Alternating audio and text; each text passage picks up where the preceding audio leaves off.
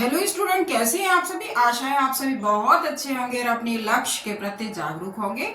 ऐसी ही मेरी कामना है। मैं मंजू शर्मा एक बार अपनी क्लास में आप सभी का बहुत बहुत स्वागत करती हूँ।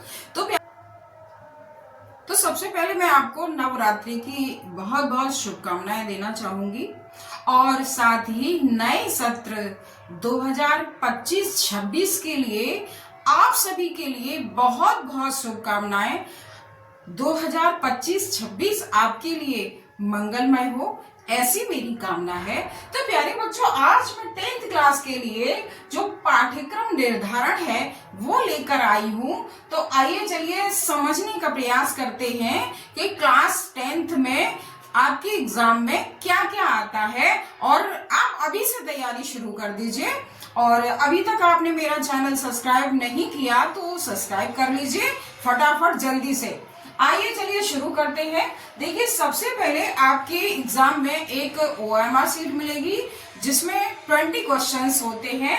तो जो 20 क्वेश्चन है वो किस किस में से 20 क्वेश्चन आते हैं, तो देखिए ये है हिंदी गद्य का विकास, जिसमें शुक्ल युग और शुक्लोत्तर युग से हमारे जो लेखक हैं उनकी रचनाएं हैं। 5 क्वेश्चन आएंगे, 5 नंबर के होंगे। और इसी तरह से हिंदी पद्य का विकास, रीतिकाल और आधुनिक काल से, और उनके जो कवि हैं उनकी रचनाएं हैं उनसे 5 नंबर के क्वेश्चन आएंगे।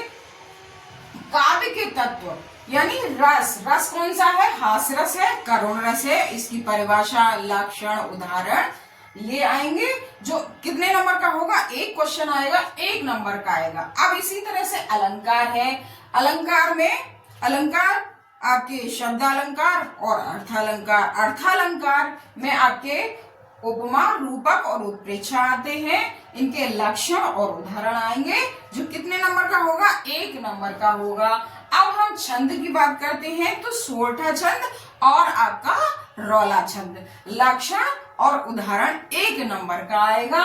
अब व्याकरण की बात करते हैं। व्याकरण में आपका उपसर्ग आते हैं, समास आते हैं, द्विगु, द्वंद्व और कर्मधारय, बहुब्रीहि, 4 समास हैं आपके। इसके बाद तद्भव, तत्सम और पर्यायवाची, और क्या है, और आपके हैं पर्यायवाची। सब कुछ मैं आपको विस्तार से बताऊंगी, बस आप पहले इसको समझ लीजिए। उसके बाद संस्कृत व्याकरण है आपके। इसमें तद और इस्मत के क्या आते हैं, वाक्य स्वरूप। वाक्य स्वरूप में वाक्य रचना आएगी जो कितने नंबर की होगी, 1 नंबर की होगी। अब है आपका वाच्य। वाच्य में क्या होगा, वाच्य, परिवर्तन और प्रयोग। वाच्य में क्या होता है, वाच्य 3 प्रकार के होते हैं, कर्तृवाच्य, कर्मवाच्य और भाववाच्य। कर्तृवाच्य में कर्ता के अनुसार क्रिया आती है, कर्मवाच्य में कर्म के अनुसार क्रिया आती है और भाववाच्य में भाव के अनुसार आती है। अब है पद परिचय। पद परिचय और इसके साथ है विकारी, अविकारी। विकारी शब्द वे होते हैं जिनमें विकार उत्पन्न हो, और अविकारी वे होते हैं जिनमें विकार उत्पन्न नहीं होता है। और ये भी कितने नंबर का आएगा, 1 नंबर का आएगा। अब आते हैं गद्य संकलन पर। आपका गद्य संकलन जिसमें हमारे 7 चैप्टर होते हैं। अब गद्य संकलन से गद्य पर आधारित जो प्रश्न हैं, यानी एक गद्यांश दिया जाएगा आपको, उसमें से आपको 3 क्वेश्चन उसी गद्यांश से आएंगे। अब उसको अच्छे से आप पढ़ेंगे और उसी में से आंसर छांटकर आप लिखेंगे। अब है आपका काव्य संकलन। काव्य संकलन में पद्यांश के आधार पर प्रश्न आएंगे जो कितने नंबर के होंगे, 6 नंबर के होंगे। 3 क्वेश्चन आएंगे और 2 नंबर का प्रत्येक क्वेश्चन होगा। बहुत आसानी से आप कर लेंगे। उसके बाद गद्य से 5 नंबर का जीवन परिचय, 3 नंबर का जीवन परिचय, 2 नंबर की रचनाएं, और इसी तरह से पद्य से यानी काव्य संकलन से 1 जीवन परिचय आएगा, कवि का जीवन परिचय आएगा। वो भी कितने नंबर का होगा, 5 नंबर का होगा। अब है आपका संस्कृत खंड। संस्कृत खंड में एक आपको अवतरण दे दिया जाएगा, यानी उसका एक गद्यांश दे दिया जाएगा और तथा एक श्लोक दे दिया जाएगा। अब श्लोक का भी आपको अर्थ करना है, संदर्भ सहित व्याख्या करनी है, अर्थ करना है। इसी तरह से पद्यांश का भी आपको, यानी कि अवतरण का भी आपको क्या करना है, अर्थ करना है। जो कितने नंबर का होगा, 5-5 नंबर का होगा। 2 नंबर का संदर्भ होगा और 3 नंबर की उसकी व्याख्या होगी, यानी उसका अर्थ होगा। अब आते हैं संस्कृत खंड से, जो कंठस्थ श्लोक है वो आपका 2 नंबर का आएगा। और आपको कौन सा लिखना है, वही लिखना है जो आपके प्रश्न पत्र में ना आया हो। अब ऐसा ना करें कि जो प्रश्न पत्र में आया है वही आप लिख दें, तो आपको नंबर नहीं मिलेगा। अब संस्कृत खंड से पाठ्य वस्तु से 2 प्रश्न आएंगे, यानी 4 आएंगे।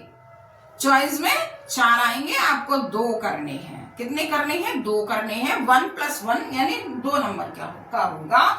खंड काव्य, खंड काव्य से कथा वस्तु, चरित्र चित्रण, यानी जो गांधी जी, यानी यूपी में आगरा में गांधी जी चलता है और ये जिले वाइज होता है। जिस जिले में आप रहते हैं उसी जिले का भी याद करेंगे।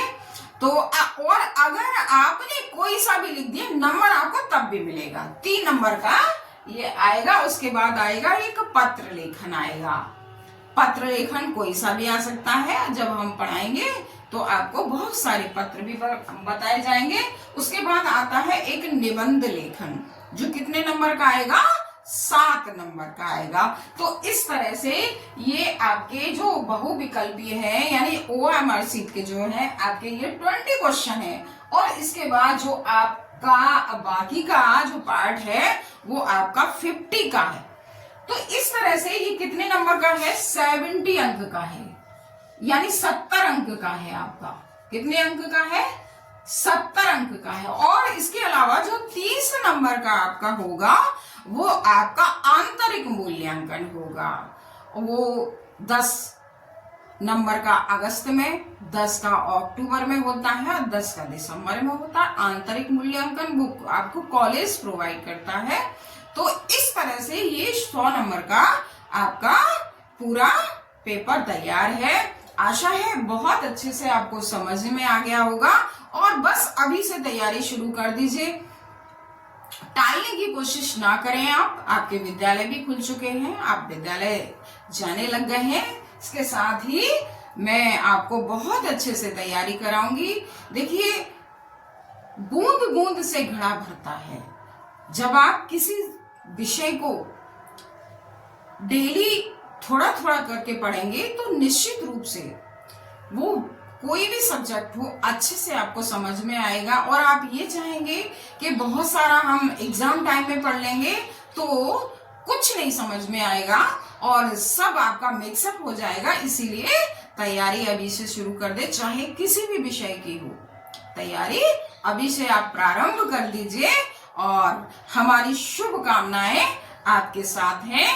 धन्यवाद। और हाँ, मेरे चैनल को अभी तक आपने सब्सक्राइब नहीं किया तो सब्सक्राइब कर लीजिए।